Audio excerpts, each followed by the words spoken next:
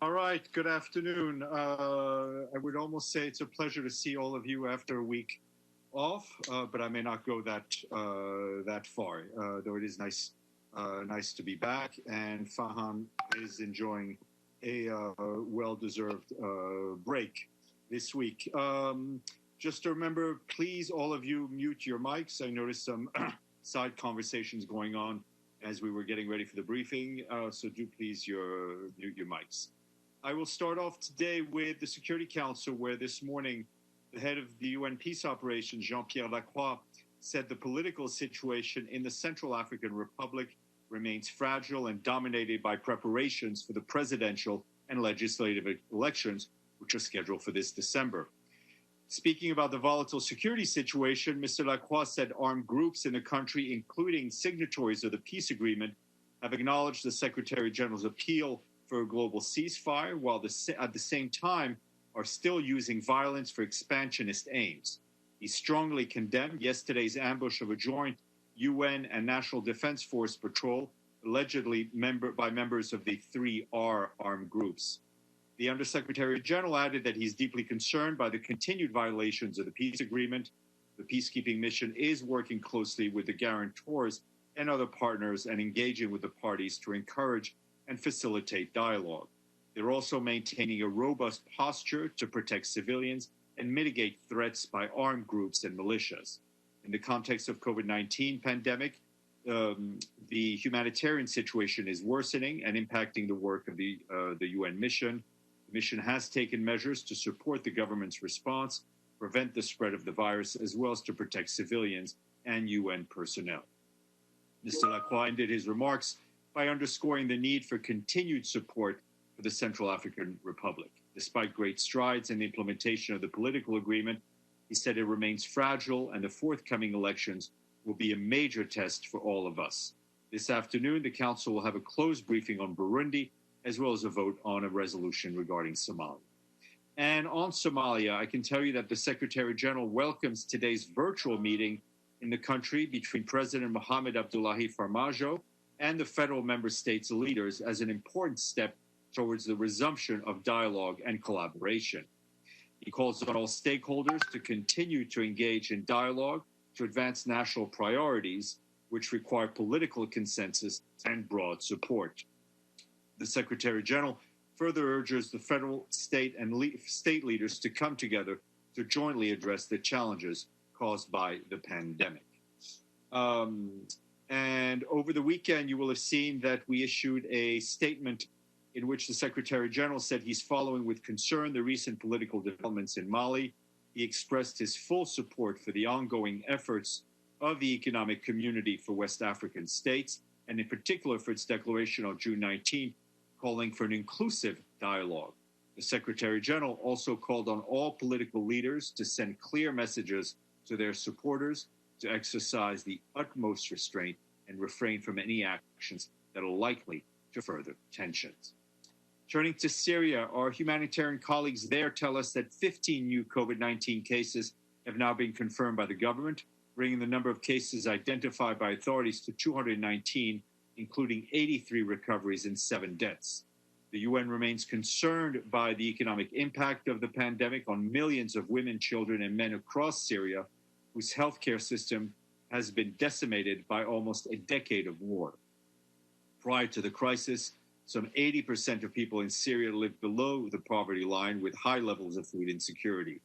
Some 9.3 million people in Syria are now estimated to be food insecure, an increase of 1.4 million in the past 6 months alone. This number could even rise in the coming months due to the loss of job opportunities due to the virus, particularly for those relying on daily wage labor or seasonal work. For its part, the World Health Organization is leading UN efforts to support preparations and mitigation measures across all of the country. Also on Syria, the UN, we all remain concerned over the safety and protection of more than 4 million civilians in the northwest of the country, more than half of whom are internally displaced following reports of shelling and airstrikes over the weekend. Between the 19th and the 21st of June, artillery shelling impacted 11 communities in Hama, northern Aleppo, and Idlib governorates, while airstrikes reportedly affected 3 communities in southern Idlib and northern Hama governorates. Of the nearly 1 million people in northwest Syria who fled their homes between December and early March, some 840,000 of them are reportedly still displaced in the northern part of Idlib governorate and in northern Aleppo. The overwhelming majority of them are women and children. We continue to urge all parties and those with influence over the parties to ensure the protection of civilians and civilian infrastructure in line with obligations under international humanitarian law. And turning to Afghanistan, I wanted to say that there too, we are gravely concerned by recent deliberate attacks on healthcare personnel and facilities, especially in the context of the pandemic. A new special report released on Sunday by the UN Assistance Mission in Afghanistan shows the harm to healthcare workers, damage to healthcare facilities, and other ways in which the parties to the conflict have interfered with essential healthcare, both as a result of targeted attacks and as a result of ongoing fighting. From March 11th to 23rd of May, the reports documented 15 incidents affecting healthcare provisions in the country, where 12 were deliberate attacks and remaining events involved incidental harm. The most abhorrent of these attacks is the attack on the maternity ward in Kabul Hospital, and that attack remains unattributed to this date. The full report is available on UNAMA's website. And a further update on the UN's COVID-related assistance at the country level. In Nigeria, our humanitarian colleagues there tell us that the UN has provided vital medical kits and equipment to further support government efforts in addressing the pandemic. This includes over 100,000 test kits, 545 concentrators, thermometers, personnel protective equipment, lab supplies, and emergency health kits.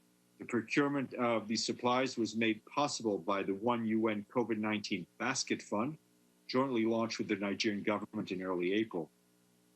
The number of virus cases has doubled in less than a month in Nigeria, reaching over 20,000 as of today, from slightly over 10,000 at the end of last month.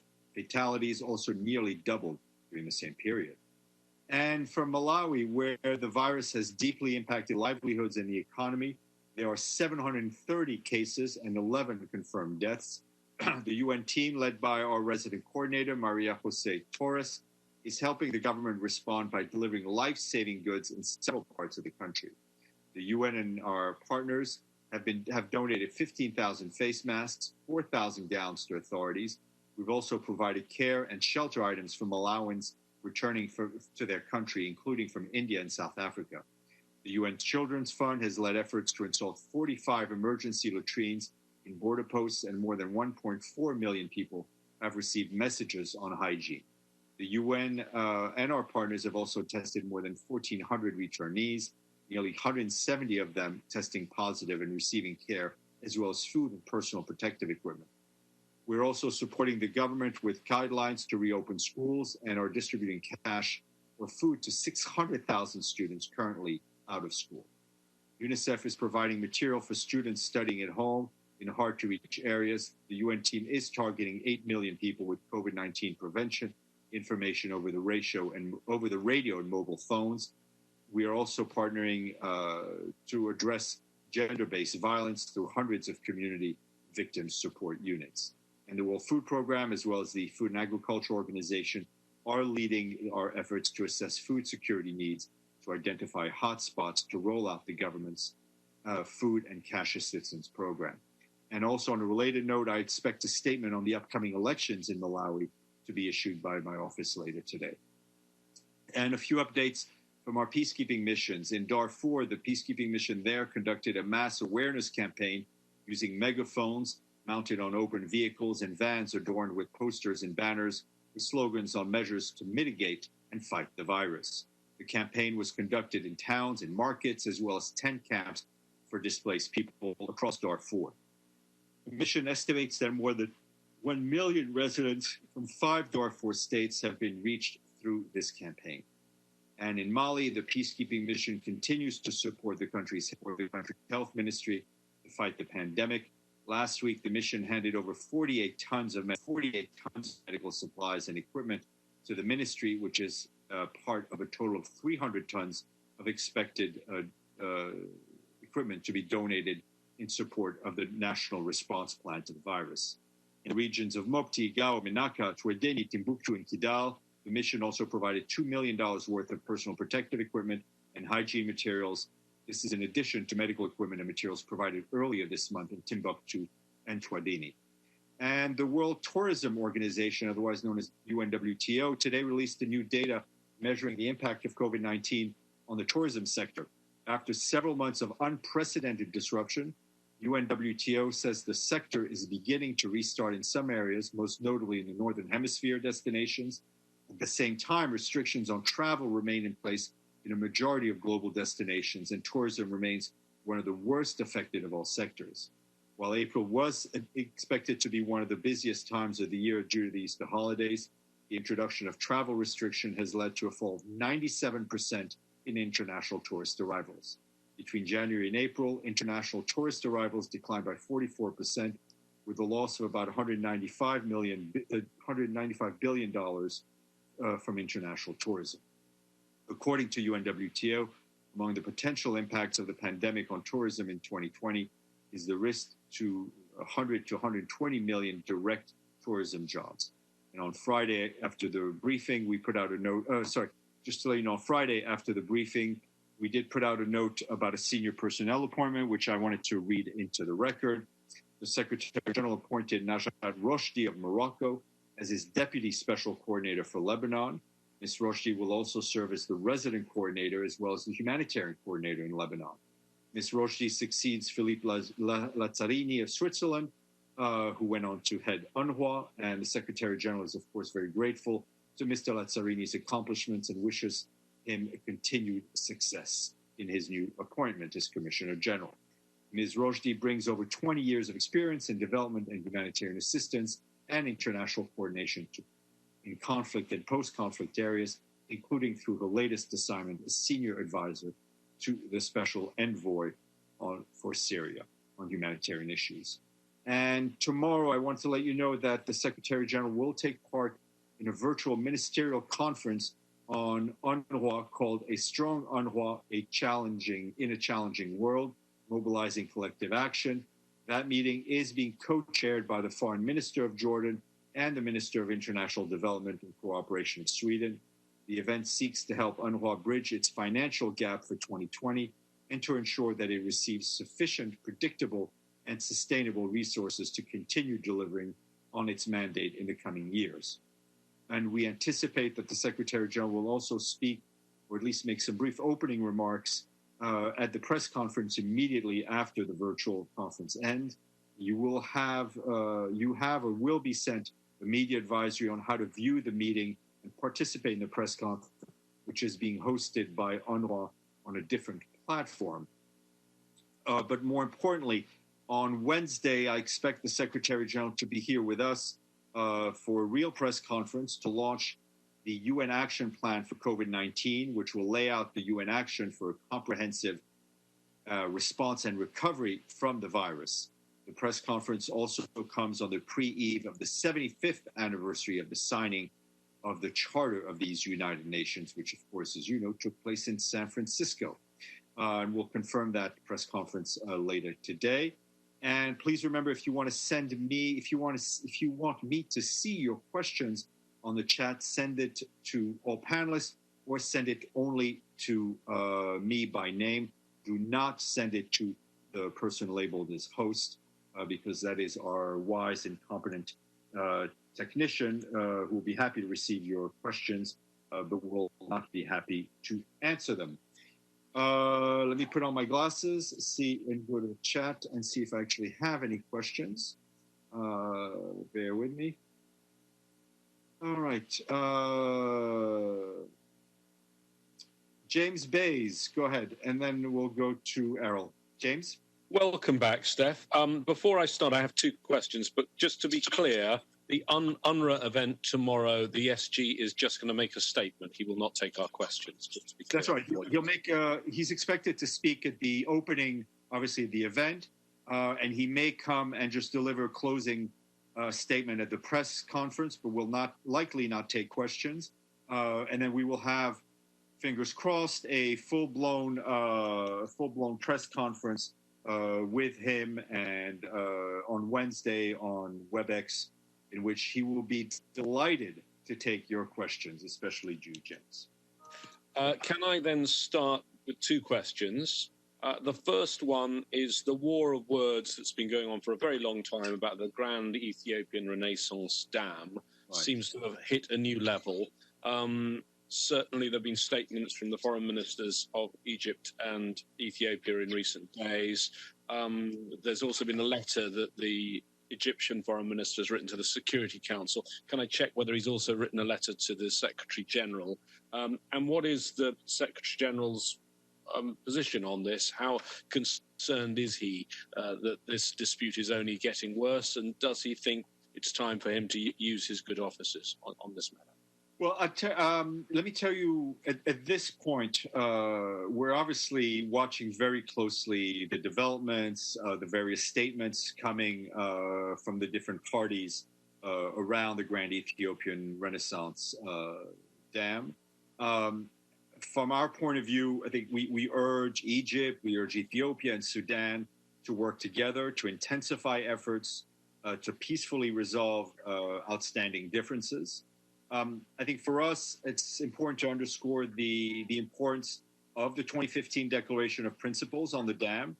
And that declaration emphasized the cooperation based on common understanding, mutual benefit, good faith, the win-win aspect, and the principles of international law.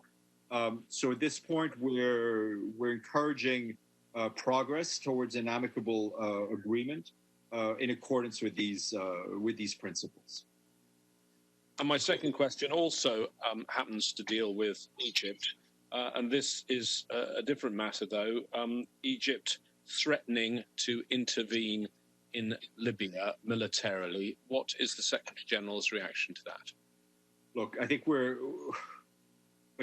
been watching this closely. We're alarmed by the continued military mobilization in central Libya, particularly in Sirte. The transfer of weapons from abroad, the continued recruitment of mercenaries, all flagrant violations of the arms embargo. I think it's also important for none of the parties to do anything that would make the situation worse. Our acting SRSG, Stephanie Williams, is leading, I think, what could be labeled as intensive outreach efforts with Libyan and international stakeholders to try to de-escalate the situation. And that's really what we're focusing on right now, is a de-escalation. From her point, her message to the Libyan, to the international partners of the various parties, is to consider recent political initiatives and resume political process within the framework of the dialogue that's been facilitated by the UN and the process linked to it. A very quick follow-up, if I can. So would an Egyptian military intervention, in the UN's view, make the situation worse? I'm not going to go into hypotheticals, but it is clear that the last thing that Libya needs right now is more fightings, more military mobilization, more transfer of weapons, more presence of either foreign fighters or mercenaries on its soil. I mean, if you look at what happened and who is impacted by it, it's the Libyan people. We've had more than 15 months of conflict since Mr. Haftar's attack on Tripoli in April of last year. You compound that by the socioeconomic impact of the virus. You now have 1 million people in Libya who are in need of some form of humanitarian assistance. Almost 500,000 people are internally displaced.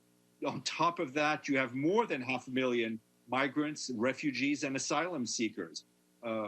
The Libyan authorities, the UN, are all trying to help and alleviate the suffering of the Libyan people in very challenging times.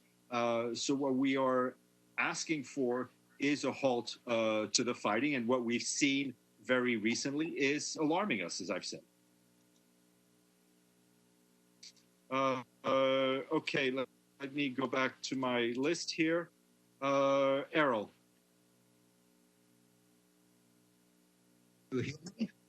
Yes, I can. Okay, very good.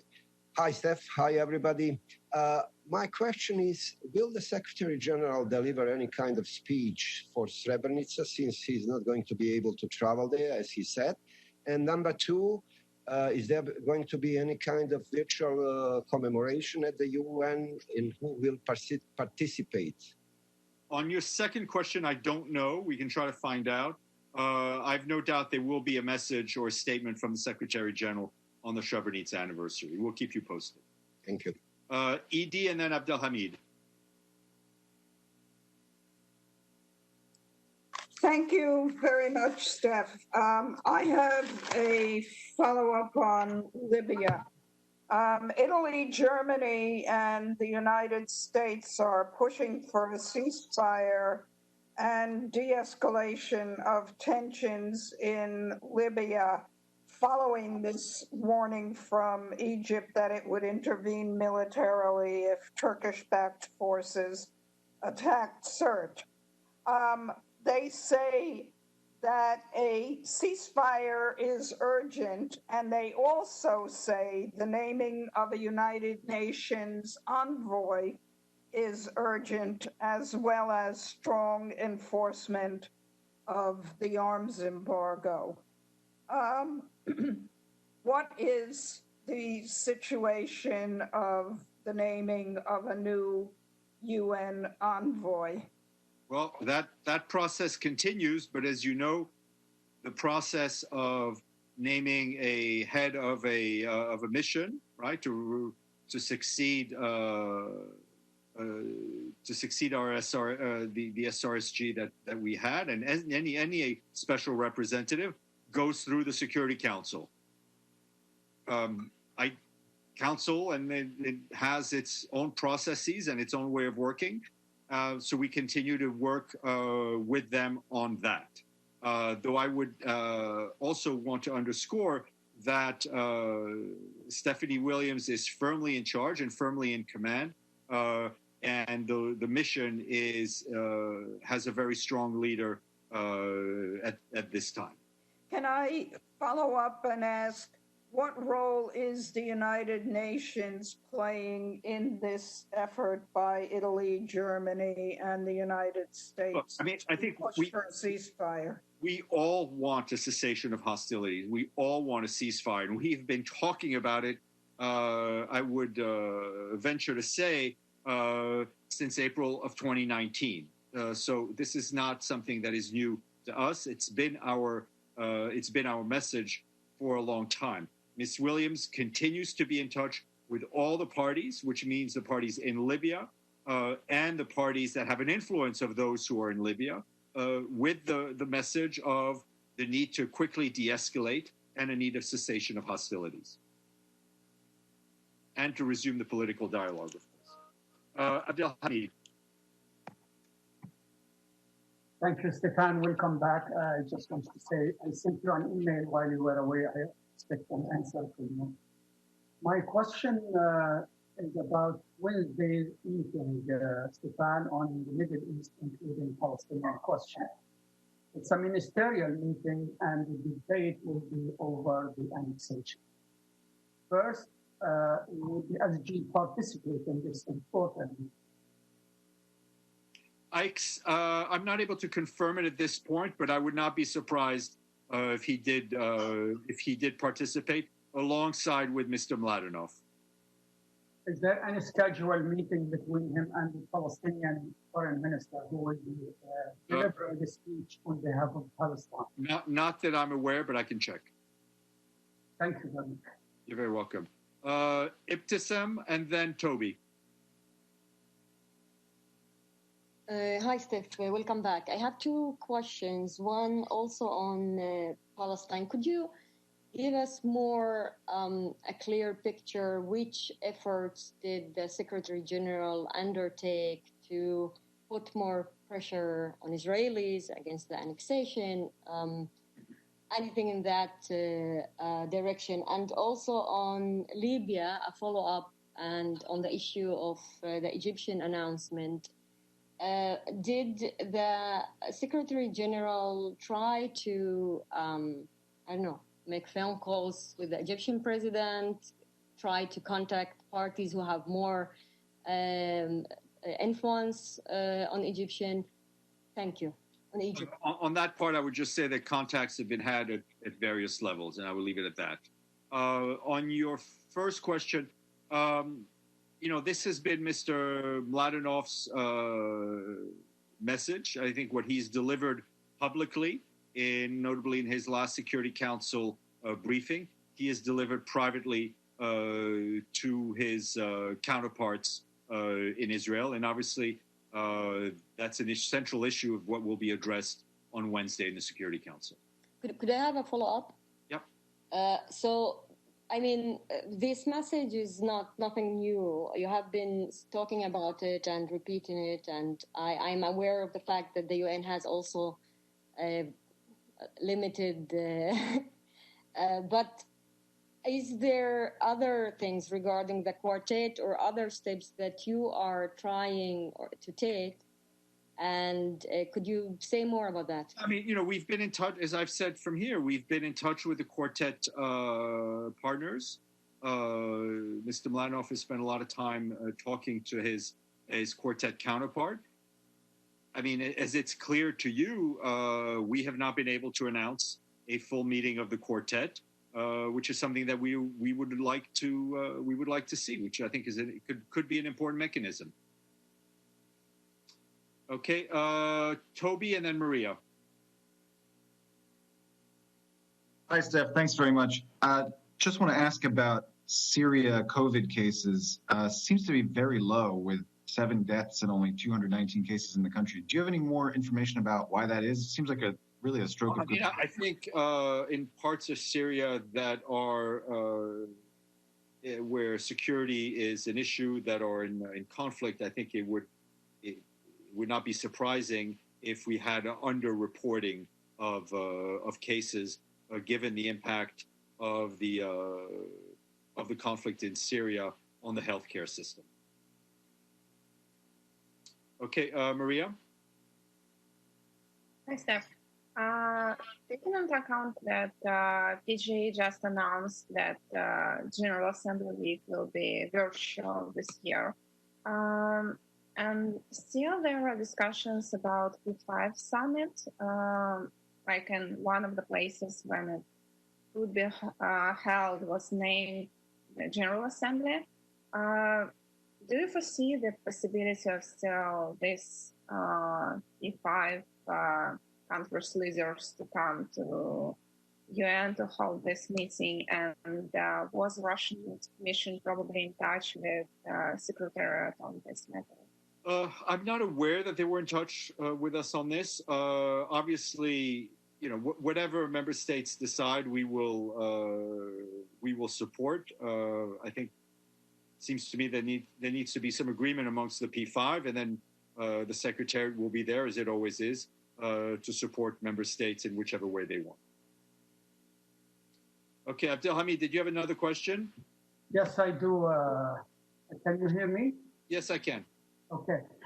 I just have a piece of news which came to me a few minutes ago, that the French presidency of this council will discuss the issue of the Ethiopian-Egyptian crisis in today's meeting at 3 o'clock, which is consultation in Burundi, I believe. Can you confirm that, please? No, I would encourage you to ask the French presidency. Thank you. Nobody tells me anything. Thank you. Okay. All right. Unless there are any other questions, just Steph, Iftikhar, go ahead. Yes.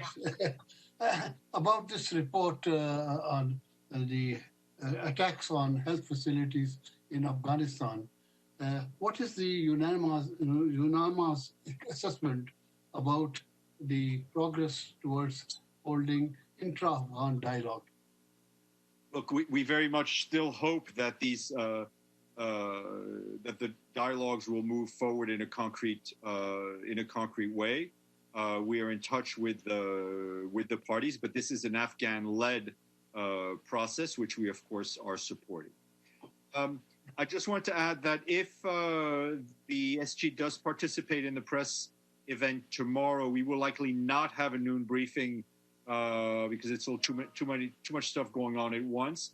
We'll just post highlights, and then we'll confirm Wednesday's press conference by the end of today for all of you to enjoy.